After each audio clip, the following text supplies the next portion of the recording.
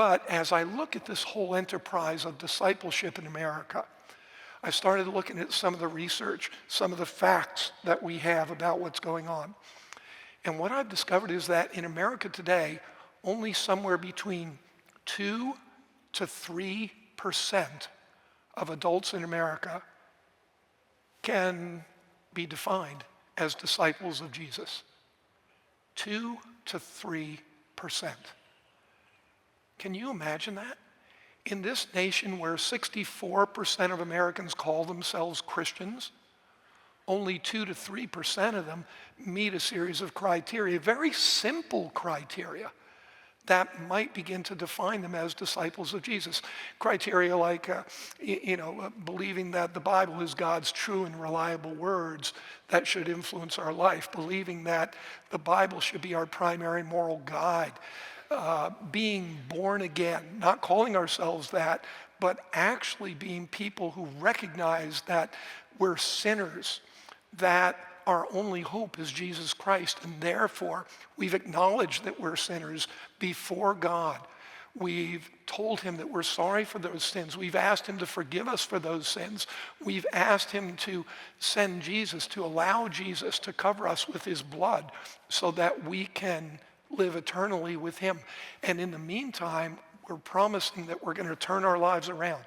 We know that sinning hurts God, and we don't want to do that anymore. So we're repenting, which is what that means, turning your life around, doing things differently. What else does a disciple do? It's someone who reads the Bible every day, someone who would spend time every day praying to God, listening to him, trying to discern through his word and through your communication with him. What do you want from me today, Lord? I'm committed to it, whatever it is. I will go there, I will do it, I will pay the price no matter what it is. Pursuing his will in your life. Every day, taking time to thank and praise and worship God for his greatness and his goodness.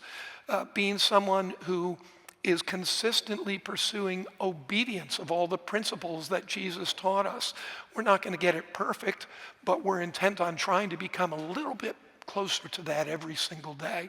Individuals who would say that the only reason why we're on the face of the earth has nothing to do with us, it has only to do with God.